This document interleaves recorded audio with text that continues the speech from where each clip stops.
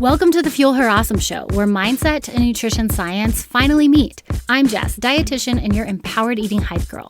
I am obsessed with turning down the social media nutrition noise and instead tuning into what our bodies are actually asking for. Because how you eat affects how you feel, and how you feel affects how you eat. And nobody talks about both at the same time. Until now. I'm so glad you're here. Let's fuel your awesome. Let's talk about the female hormone continuum. It often feels like the Space Mountain roller coaster at Disneyland. If you've ever been there, you know this roller coaster is like this crazy twist and turn and loop-de-loop in the dark. You never know where you're going next. You're just thrust in all directions. And I think this is what it feels like on the female hormone continuum. We move through these phases, like we're thrust into puberty. And then from there, we go into this like season of life where we have to figure out what our body needs because now we're working, we have families, things are all over the place. And then we get through all that and we're like, hello, perimenopause. I didn't know I was coming up against all these things in my late 30s. And it just can feel like this wild roller coaster instead of a journey. And so my hope today is that we're going to have some of this conversation about what these phases are so that it feels much less like that roller coaster and more like a road trip with mile markers along the way. So we're going, okay, here's where I'm at. Here's what I know I need to do. Because there's one thing I'm really sick and tired of. I am so tired of hearing that this subpar, low energy existence is what I have to accept for the rest of my life. Like I'm just supposed to be tired and that's the way it's going to go.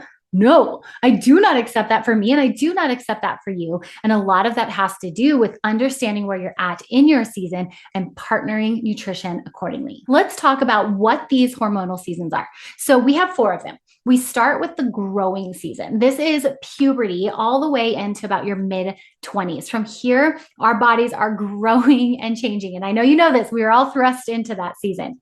From there, we have what I call the aligning season. This is going to run from your mid-20s until your late 30s. This is where we're trying to figure out how the heck do we take care of our body? How do we align our nutrition and our exercise and our sleep with these constantly changing seasons of life? Because we get new jobs, more responsibility, pets, we buy houses, maybe we're starting a family. There's so much that's happening. It can feel kind of like a moving target. What's crazy though, is we get through all of that and we finally figure it out. And then hello, perimenopause, all these symptoms that I didn't even know I was going to have to come up against. And I call this the adapting season. So this is going to run from your late 30s all the way up to your 50s, early 50s. And it's where we're adapting. We are figuring out what does my body need because it's going to look different as we move through this season. And then finally, early 50s and beyond, we move into what I call the redesigning phase, which is menopause, because nutrition needs dramatically change in that season. And as we enter it, we are redesigning how we have a relationship with food so that we can move into it with empowerment. Understanding these seasons and cycles is so important. And here's why. I was working with a teenage client this week and we were unpacking some of her nutrition rules. And she said, you know, Jess, I get really anxious if I don't eat a lot of protein. And I said, tell me more about that. And she goes, I have to have protein at every snack and meal. I mean, it's everywhere on TikTok and Instagram. And I said, you know what? That's not wrong. I mean, protein is very important and having it at these meals and having it in high doses. Yes, that's important. If you were in the adapting and redesigning season. And I got to explain to her that as you move on that continuum to the latter seasons, there are metabolic shifts that require more protein. But the one she's in right now, the primary goal is simply eating adequately enough and getting some key micronutrients so we can build up her iron stores and maximize her bone density. She was so relieved to know that that wasn't necessarily wrong information. It was just misplaced in her season of life. So she pocketed that thought, put it away for later, and she's going to come back to it when she's in the right season. And so I want to talk today about what we can do in the adapting season, because I am coming to you today as a dietitian. I've done the work, I've done the studying, the reading, I've got the credentials, but I'm also a human and I've moved into this metabolically as well in the last few years. And it has been wild how powerful nutrition has been in this journey. So if I'm coming to you today, I'm talking to my elder millennials, my Gen Zers, because we are moving through this season of perimenopause right now. And these are three things that I changed when I hit that season. These are the three things that changed: my attention to gut health, my grit factor, and how I supplement. Okay, so let's talk about the first one, my attention to gut health. So one of the major changes that happens with age is there is a decline in our microbial diversity. These are the little gut bugs that live in our intestines. These start to change and decrease with age. Some of that is just natural with age. Some of it is stress and the fact that we are carrying so much in this season. And so it's going to require a bit more attention. I think of it kind of like a car with a lot of miles on it. Once your car gets so many miles on it and you take it on a rugged road trip, you're going to have to come back and pay more attention to have more maintenance to it because she's been through a lot already and you took her on a pretty wild ride. This is what's happening to our gut health in this season of life. And so there's something inside our microbiome called the estrobolome. And the estrobolome is a specific grouping of microbes and genes that are responsible for metabolizing estrogen. This is huge. Our liver is amazing at processing extra hormones, packaging them up, putting these little pretty bows on them, and sending them to our gut to be excreted from the body. But once it's in the gut, it's at our microbes' mercy whether or not it's reopened and distributed back into our body or excreted from the body like it was supposed to be. If we have an unhealthy estrobolome, what happens is we start to unpack all those little estrogen molecules that were supposed to get kicked out of our body and they get sent back in for recirculation. This is not great for us, especially if we're demonstrating or showing up with some estrogen dominant symptoms like lack of sleep, difficulty building muscle mass. These are things that might be happening. And so taking care of our gut health is incredibly powerful. This is why I got into GI mapping and better understanding what the blueprint of my gut looks like, because it allows me to support it in a very specific manner. When I went to the doctor and told them my symptoms, they were like, "Oh girl, you need hormones." And I said, "Okay, well, what are some of the side effects of hormones?" She, no joke, Googled it in front of me. And I was like, no, thank you. No, thank you. Let me go do some research.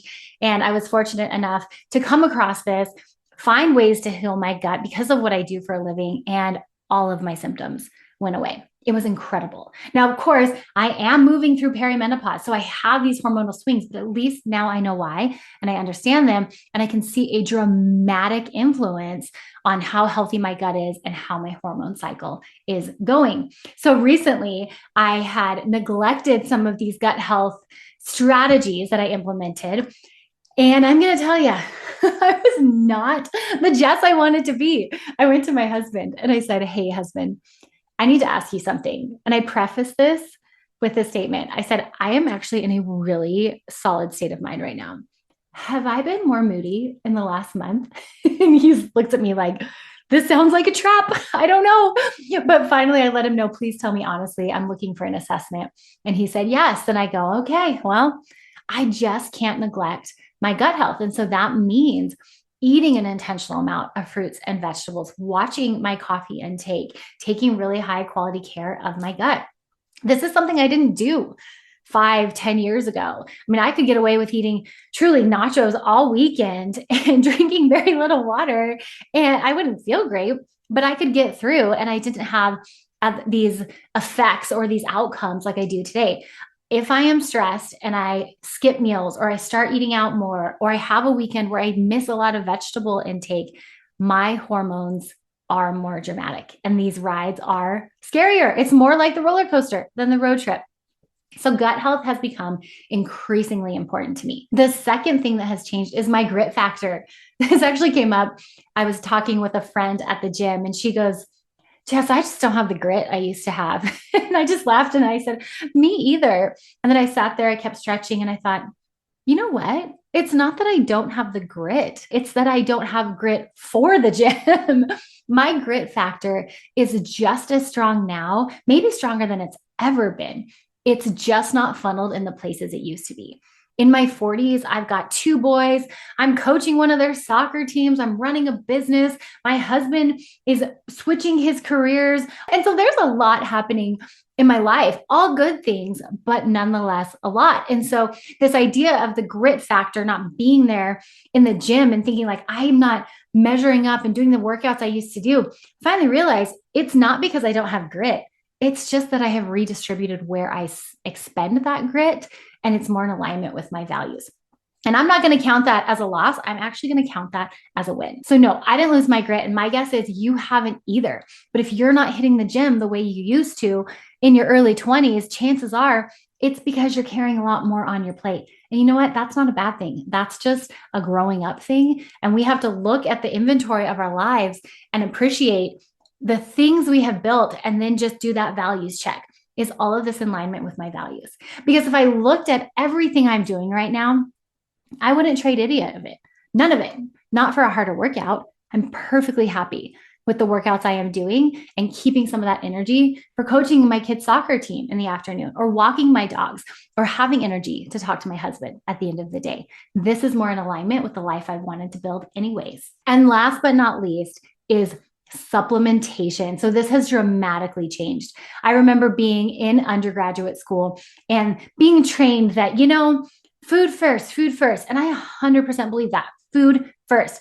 We cannot capture the beauty and the micronutrients, the phytonutrients, and how they all work together and build a healthy gut. We can't capture that in a pill, but we can capture medically therapeutic doses of micronutrition that has better outcomes for this season of life. So for example, vitamin D is something that can change, especially with stress or sickness. And getting enough vitamin D from being out in the sun a couple times a week, or some of the vitamin D fortified foods that we have, like dairy products, it doesn't move the needle on our vitamin D status. And so supplementing with an appropriate dose is what's going to finally move that needle and get your vitamin D back up to where we want it to be, which is so important for immune function and hormone cycles. Another example is magnesium. Magnesium is a micronutrient that is involved in over 300 enzymatic pathways in your body. And this one's getting a lot of attention because when they did a survey of Americans, only 28% of us even get close to the recommended amount of magnesium. And then making up that gap with your food and getting some of those therapeutic levels that help with sleep or anxiety or sport recovery, it's really hard to do with food. So this is a great one to add in supplement form. And there's a whole bunch of different kinds. There's glycinate, citrate, malate, and all of these function differently in the body. So we can find the specific type of magnesium and give our body exactly what it needs. If we go back to that car analogy, our car has more miles on her. My car, I got more miles on me. And so I'm going to need more than just the regular oil change. I need some supplements in there to help boost my energy and carry me through. I 100% think it is worth everybody's time to sit down with a clinician, have a complete nutrition assessment done, and get your custom supplement stack done for you. I don't want you picking any lists or taking the list I'm saying I take. Find what you need, because that's the power of these supplements, is when they're customized to us. Okay, if you're listening here in real time, I'm so excited because I have some spots open for you. I'm taking on 10 intake assessments this month, and it's going to be awesome because we can actually do this for you. So if you're listening in real time, you can actually snag those details in the show notes. If you're tuning into this much later, that's okay. I have information on how to get connected for you as well. I supplement with magnesium, sleep support, which includes ashwagandha, GABA, L-theanine. I have a medical grade probiotic, an omega-3, dialed in vitamin D with K2 so that it absorbs optimally, and calcium.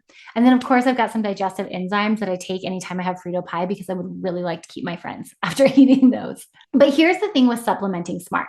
You have to find the supplement stack that is designed for you. And I cannot stress this enough. Don't take the supplements that I'm taking, because I've done the work and done a deep dive into my nutrient status, my lab report, and looked at exactly what my body needs. And it will blow your mind how different you feel when you have a supplement stack that is designed for you. You want more information on this? I have a lab guide that I would love for you to have in your hands. You can grab those details in the show notes. But what this is this is the first step in understanding some of these details about what micronutrients your body might be missing. And then the second half of this is talk to a clinician. Find someone in your corner that can walk you through this and help you understand what your body needs. In each of these seasons, there are specific nutrient needs that you're going to need. So going back to the teenager I was talking about, she needs iron and calcium and vitamin D and magnesium. Those are her supplement stacks. That's going to look different from someone who's in the aligning phase and the redesigning phase. What matters is you, and you are worth the investment to sit down and actually understand how your body can be best taken care of. If you're interested in diving into this with me, I would love to be that person for you. You can find those details in the show notes, and I can't wait to see you next time. Until then, cheers and happy eating. That's a wrap. I'm so grateful you were here. If today's episode resonated, please leave a review and subscribe. It genuinely helps more women find the show. And when you're ready to dig deeper, snag my Why Am I So Tired? How to Eat to Energize guide. It's a quick nutrition self-check and a full week of energy-boosting menus built right in. Find the link in the show notes. Empowered eating isn't a diet. It's a way of coming home to yourself, one meal at a time. Until next time, keep listening to your body. It knows more than you think.